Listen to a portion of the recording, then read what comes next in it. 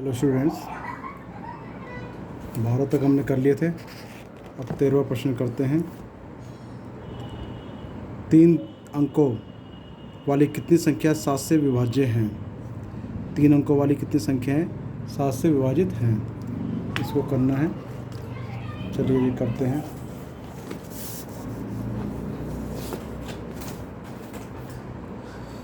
तो 3 अंकों वाली, अब इसमें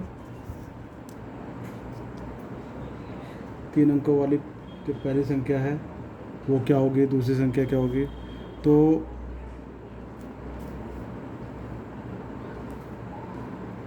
3 अंकों की जो पहली संख्या होगी, 3 अंकों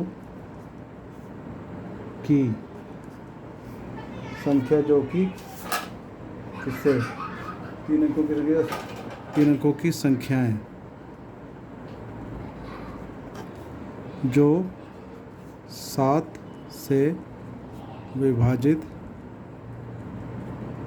हों, उनकी सीरीज सबसे पहले तो होगी, वो क्या होगी? 105। ठीक, उसके बाद इसमें 7 जोड़ दो 112, फिर उसमें 7 जोड़ दो तो 119। ऐसे चलते चलते लास्ट की जो होगी 994। इसको 7 से भाग देंगे तो पूरा पूरा चला जाएगा।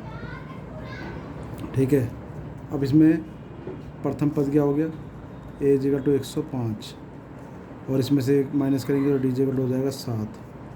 ठीक है, और इसमें एन जो टर्म है वो है 994। तो फिर फॉर्मूला लगाएंगे A N equal to A plus N minus 1 into D. तो 994, ए कितना 105 प्लस एन माइनस 1, डी आ गया 7। 105 इधर माइनस कर दो, 994 105 इक्वल टू एन माइनस 1 7। 14 में से 5 गए 9, और 8 का 8, और यहाँ बचे 8। तो आ गया 889 is equal to n minus 1 7। अब 7 इसके नीचे आ जाएगा, यानी कि एन माइनस 1 बराबर 888/9/7। इससे भाग देंगे तो कितना जाएगा? 7 एकम 7, 7 दूनी 14, और 7 7 49। अब एन इज इक्वल टू क्या हो जाएगा? 127 प्लस 1, तो एन इज इक्वल टू 128। तो अब 3 डिजिट वाले जो नंबर हैं, अतः 3 अंकों वाले संख्या है, अतः 3 अंकों वाली संख्याएं जो 7 से विभाजित हों 128 हैं, 128 हैं। ठीक है जी, करते हैं अब 14 क्वेश्चन। 14 में क्या कहता है? पढ़ लेते हैं। 14 में कहता है 10 और 250 के बीच में 4 के कितने गुणज हैं? 10 और 250 के बीच में 4 के कितने गुणज हैं? ठीक है, चलो जी करते हैं। तो 10 और 250, इसके बीच में 4 के गुणज हमें निकालने हैं, जो 4 जिसको हम 4 से भाग करते हैं। ठीक है, तो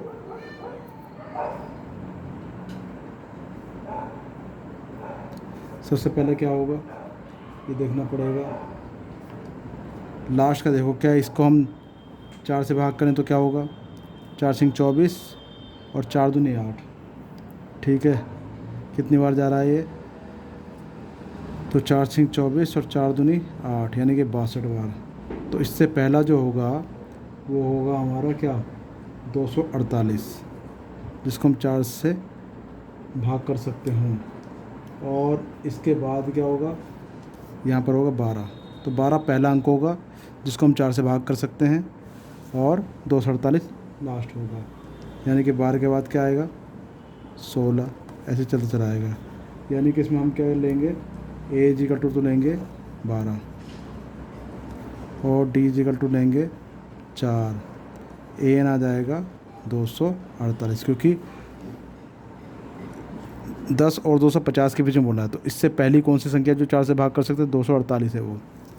ठीक है, चलिए निकालते हैं। A N equal to A plus N minus 1 into D, 248 12 plus N minus 1 into D, तो 248 माइनस 12 एन माइनस 1 4, तो यहाँ बचा 6, 4 में से गया 3 2, एन माइनस 1 4, तो 236/4 बराबर एन माइनस 1। तो 4 से काटा हमने, तो आ गया हमारा एन माइनस 1 बराबर 4 पंजे 20 और 4 निम 36, तो एन इजिकल टू क्या हो जाएगा 59 प्लस 1, तो एन इजिकल टू 59 प्लस 1 यानी कि एन इजिकल टू 60। अतः ठीक है 60 4 के गुणज होंगे, अतः 4 के गुणज 60 होंगे, 60 ऐसे होंगे जो 4 के गुणज होंगे। ठीक है जी, चलो जी अगला क्वेश्चन करते हैं।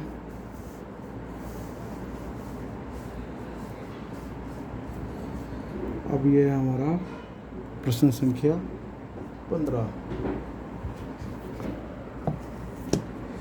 एन के किस मान के लिए दोनों समांतर श्रेणियाँ ये और ये के एनवें पद बराबर होंगे। तो यहाँ पर हमें आंसर 15, तो दो समांतर श्रेणी दे रखी है।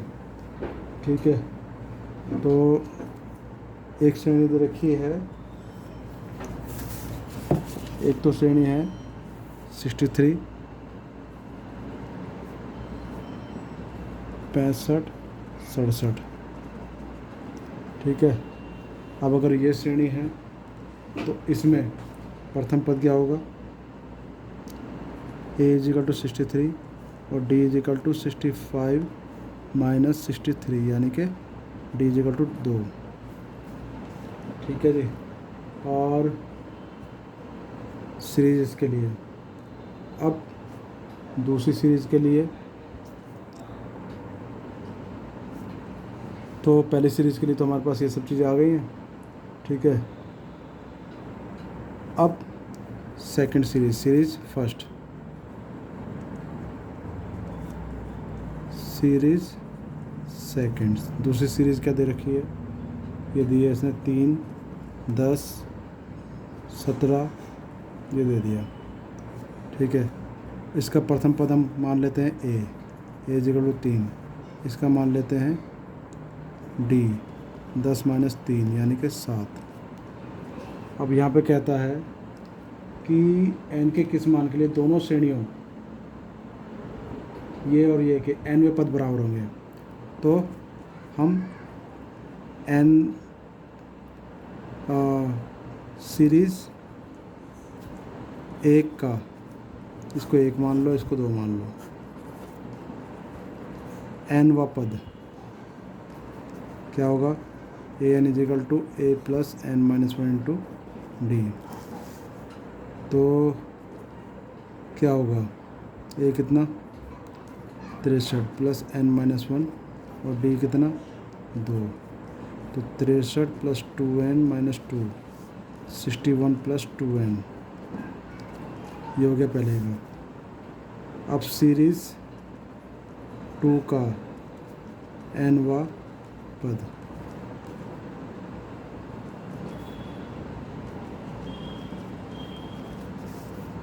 अब एन वा पद क्या है, ए क्या है, ए है इसमें सीरीज़ 2 में 3 प्लस एन माइनस 1 और डी कितना है 7, तो 3 प्लस 7 एन माइनस 7, 7 में से 3 गए माइनस के 4 प्लस 7n। ठीक है, अब प्रश्न अनुसार क्या कहता है कि दोनों का जो nवां पद जो है बराबर है, दोनों का nवां पद बराबर है, यही कहा है ना। तो प्रश्न अनुसार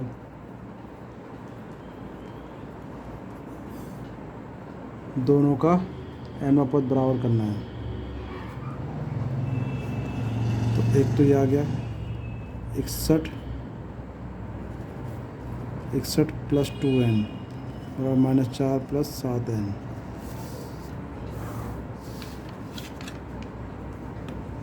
तो 61 प्लस 4 7n माइनस 2n, ये आ गया 65 और 7 में से 2 गए तो 5n हो जाएगा। तो n इजिकल टू 65/5, तो n इजिकल टू तो हमारे पास आ रहा 13। ठीक है, अतः दी गई श्रेणियों के 13वें पद समान हैं। ठीक है जी, यूँ करके ये प्रश्न भी हमारा हो गया। चलिए अगला प्रश्न करते हैं। अगला प्रश्न है 16वां। 16वां प्रश्न क्या कहता है, वह एपी ज्ञात कीजिए जिसका तीसरा पद 16 है और सातवां पद 5वें पद से 12 अधिक है। चलो इसको भी करते हैं। तो वह एपी ज्ञात करनी है जिसका तीसरा पद 16 है, यानी कि A3 जो है वो 16 है और A3 क्या हो जाएगा, A प्लस 2D हो जाएगा। एक कम करके लिख देते हैं, एक तो समीकरण आ गई ये। ठीक है, और सातवां पद 5वें पद से 12 अधिक है। सातवां पद 5वें पद से कितना अधिक है, 12 अधिक है। तो A प्लस 6D तो इसको लिखेंगे और A प्लस 4D इसको लिखेंगे प्लस 12। अब A से तो A काट लो, अब 6D minus 4D is equal to 12, 2D is equal to 12, तो D इजिकल टू कितना आ जाएगा, 12/2, D इजिकल टू 6 आ जाएगा। अब D का मान समीकरण 1 में रखने पर, 1 में रख दिया तो A plus 2D is equal to 16, तो A प्लस 12 बराबर 16, A equal to 16 minus 12, A equal to आ गया 4। ठीक है, अब क्या कहता है, वो कहता है वह एपी ज्ञात कीजिए जिसका 16 पद, जिसका तीसरा पद 16 है और सातवां पद 5वें पद से 12 अधिक है। तो हमारे पास इसमें A आ गया और A4 आ गया और D आ गया 6। ठीक है, अब इसमें हम बाकी के पद भी ज्ञात करेंगे। भाई D आ गया 6 और A आ गया 4, तो अब AP क्या हो जाएगी, अतः AP होगी, तो AP क्या होगी, A प्लस D और A plus 2D, A plus 3D, ऐसे करके हम AP निकाल सकते हैं। तो A कितना, 4 और 4 प्लस D 6, 4 प्लस 2 गुणा 6, 4 प्लस 3 गुणा 6, तो 4 10 12 और 4 16, 6 3 18 और 4 22। ठीक है, तो ये हमारे 4 10 16 22 इस तरह से हमारी ये जो समांतर श्रेणी है वो आ जाएगी। ठीक है, अगला करते हैं 17वां। AP 3 8 13 से लेकर 253 में अंतिम पद से 20वां पद ज्ञात करना है। अंतिम पद से 20वां पद ज्ञात करना है। तो इसमें 17वें प्रश्न में आपको क्या दे दी सीरीज, AP दी है जी 3, 8, 13 से लेके 253। ठीक है, तो अंत से 20वां, अंत से 20वां पद ज्ञात करना है। तो A कितना हो गया यहाँ पर 3 और D कितना हो गया 8 - 3 यानी कि 5 आ गया आपके पास। और AN कह लो या इसको L भी बोल सकते हैं, AN या L बराबर 253। अब मैंने आपको एक फॉर्मूला बताया था पहले, जैसे मुझे जो भी निकालना हो, ठीक है, जैसे अंत से n व पद, तो इसके लिए फॉर्मूला क्या है, L - n - 1 इंटू D। अब मुझे इसमें निकालना था अंत से 20वां पद, तो L - 20 - 1 D, तो ये हो जाएगा L - 19 D। अब L कितना 253 - 19 D कितना, D आया हमारा 5, तो 253, 19 पंजे 95, 13 में से 5 गए 8 और यहाँ बचेगा 14, 14 में से 9 गए 5, ठीक है, तो ये आ रहा 158। तो ये हमारा प्रश्न भी हो गया। 18वां प्रश्न करते हैं।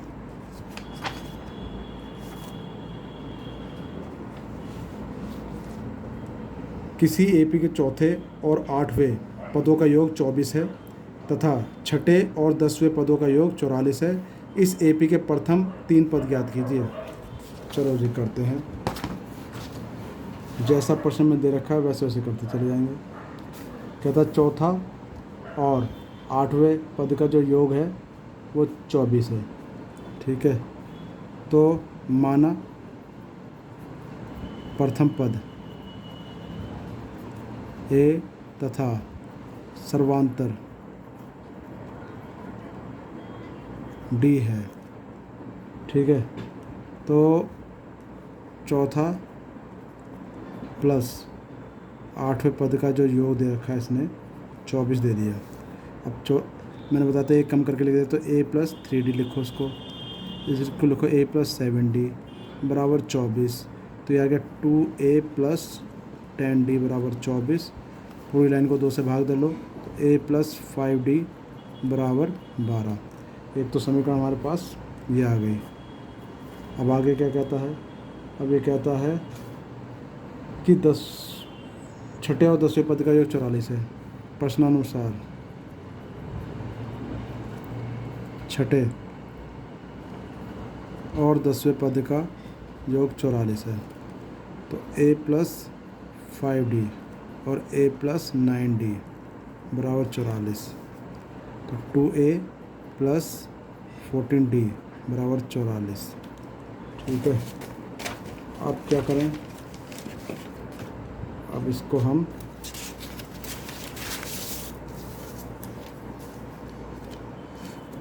इसको 2 से डिवाइड कर लाइन को, तो A + 7D बराबर 7, ये समीकरण आ गई 2।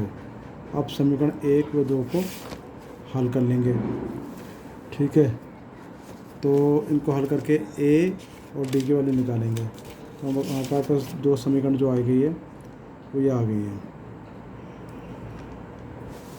अच्छा, यहाँ 44 है तो याद आएगा 22, ठीक है जी।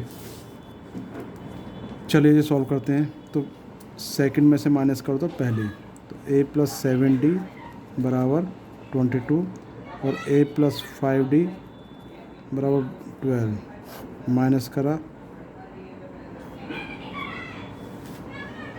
ये कट गया,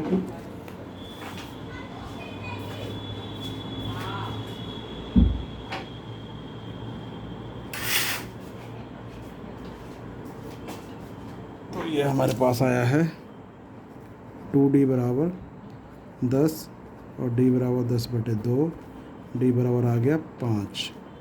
ठीक है, डी का मान समीकरण 1 में रखने पर,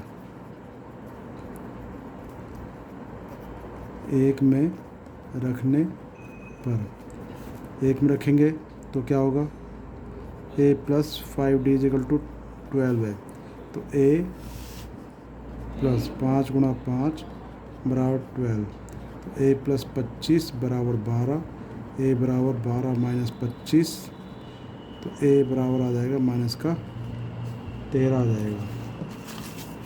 ठीक है, अब हमें क्या करना है, अब हमें सीरीज निकालनी है।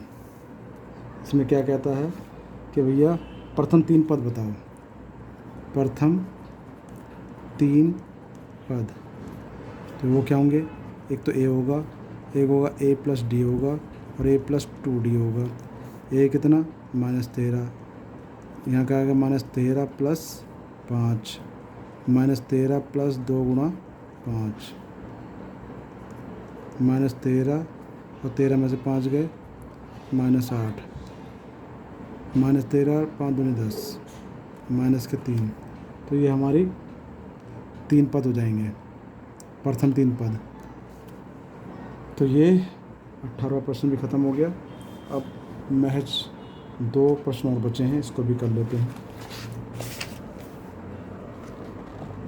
ये कहता है, सुब्बा राव ने 1995 में 5,000 रुपये के मासिक वेतन पद कार्य आरंभ किया और प्रत्येक वर्ष 200 रुपये की वेतन वृद्धि प्राप्त की। किस वर्ष में उसका वेतन 7,000 रुपये हो गया? तो चलो जिसको करते हैं। ठीक है, अब इसमें कह रहा है सुब्बा राव ने सबसे पहले जो 1995 में 5,000 रुपये मिले और ऐसे करते करते 200 रुपये प्रत्येक वर्ष उसके बढ़ने लगे। ठीक है, तो जैसे मान लो ये है आंसर 19, पहले तो मिले 1996 में, 1997 में, 1996 में कितने मिले, 5,000 मिले। अब कह रहा भैया 200 रुपये बढ़ते जा रहे हैं, 96 में बढ़ गए 5200 रुपये, और फिर हो गए 5400 रुपये, 200 बढ़ते जा रहे हैं ना। ठीक है, 5400 हो गए, ऐसे करते करते सैलरी पहुंच गई 7,000 पर। बस 97 में इतने हुए तो सैलरी पहुंच गई 7,000 पर। अब इसमें क्या कह रहा है, इसमें कहता है कि किस वर्ष में उसका वेतन 7,000 हो गया, तो किस वर्ष में ये निकालना है। अब ए कितना था जी हमारे पास 5,000 और डी था 200 रुपये बढ़ गए थे, और ए एन कितना है 7,000। ठीक है, तो हमने फॉर्मूला लगाया A N equal to A plus N minus 1 into D. A N कितना 7,000 बराबर ए है 5,000 प्लस एन माइनस 1 डी है जी 200, तो 7,000 माइनस 5,000 बराबर एन माइनस 1 200, 7 में से 5 गए 2,000, एन माइनस 1 200, ये 200 जो नीचे आ जाएगा तो 2,000 बटे 200 बराबर एन माइनस 1, तो इससे काटा हमने 10 आ गया, N minus 1, N equal to 10 plus 1, N equal to आ गया 11, तो एन इजिकल टू आ गया 11। इस तरह से हमारा अतः 11 वर्षों में, ठीक है 11 वर्ष यानी कि 1996 में के बाद 11 वर्ष कब होंगे, अर्थात 2005 में उसकी सैलरी, उसकी आय बढ़कर 7,000 रुपये हो जाएगी। तो 18वां वीक ख़त्म, 19वां ख़त्म। अब लास्ट क्वेश्चन रह गया, इसको भी करते हैं।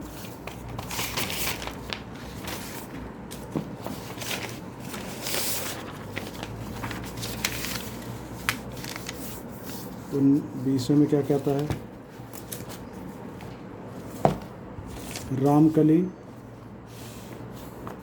ने किस वर्ष के प्रथम सप्ताह में 50 रुपये की बचत की और फिर अपनी साप्ताहिक बचत 17 रुपये 50 पैसे बढ़ाती गई। यदि nवें सप्ताह में उसकी साप्ताहिक बचत 207 रुपये 50 पैसे हो जाती है तो n ज्ञात कीजिए। इसमें हमें n ज्ञात करना है। इसमें कहता है, तो रामकली है यहाँ पर,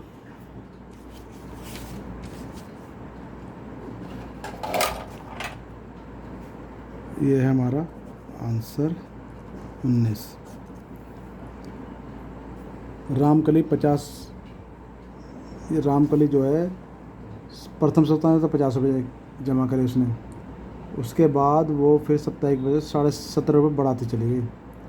तो सबसे पहले 5 रुपये जमा करे, फिर इसमें 7.5 रुपये जोड़ दिए, तो 7.5 रुपये जोड़ देंगे तो कितनी हो जाएगी, हो जाएगा 6 रुपये 75 पैसे। ठीक है, तो 5 + 7 रुपये 75 पैसे इसमें जोड़ दिए, फिर 5 + 2 × 1 रुपये 75 पैसे। तो ऐसे करते हुए चली गई। इसके बाद अगला क्या होगा, अगला होगा 5 + 3 × 1.75, ऐसे करते करते चली गई। ठीक है, तो हमारे पास अब माना nवें पद, अब क्या कह रहा है ये, अब इसकी जो बचत है करते करते 207 रुपये 50 पैसे हो गई।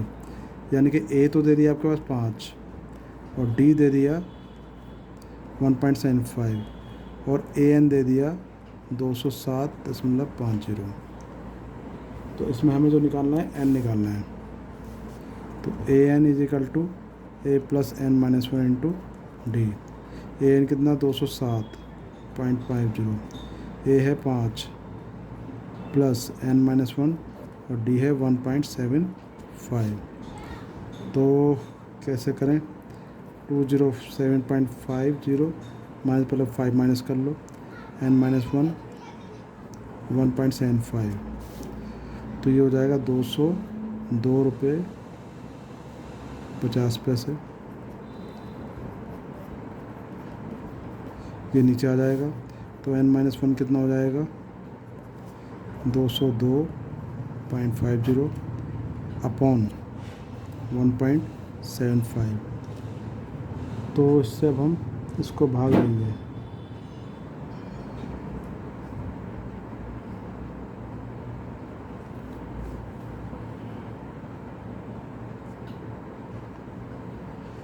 अच्छा, इसमें प्रश्न में कहता था 207 रुपये,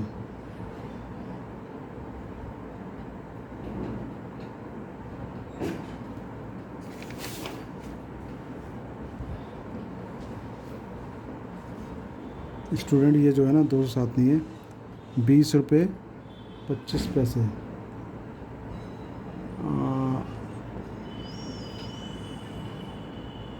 ये इसमें दिया है 20 रुपये 75 पैसे, इसमें कुछ गड़बड़ है।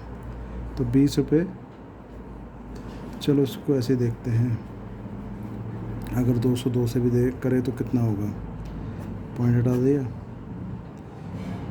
5 × 3 = 15, 5 × 5 = 25, 5 × 3 = 15, 5 × 4 = 20, 5 × 5 = 25, 5 × 7 = 35, 5 × 8 = 40 और 5 × 1 = 5। तो ये आया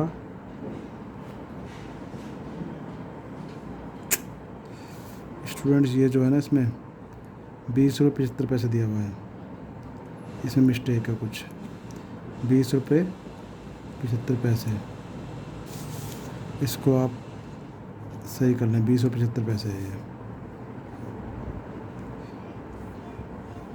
तो ये जो दिया हुआ है n - 1 20 रुपये 75 पैसे और 1.75, इससे जब भाग करेंगे तो 5 × 3 = 15, 5 × 7 सत्ते 35 और 5 चौक 20, 5 एकम 5 चौक 20, 5 एकम 5, 5 पंजे 25। अच्छा 7 पंजे 35, ये कटेगा 9 बार। तो n-1 बराबर 9, n=9 + 1, तो n=10। अतः उसे 10 वर्ष लगेंगे। ठीक है, तो n कितना आ गया 10, अतः n 10 होगा। इस तरह से हमारी ये आज एक्सरसाइज ख़त्म हो गई।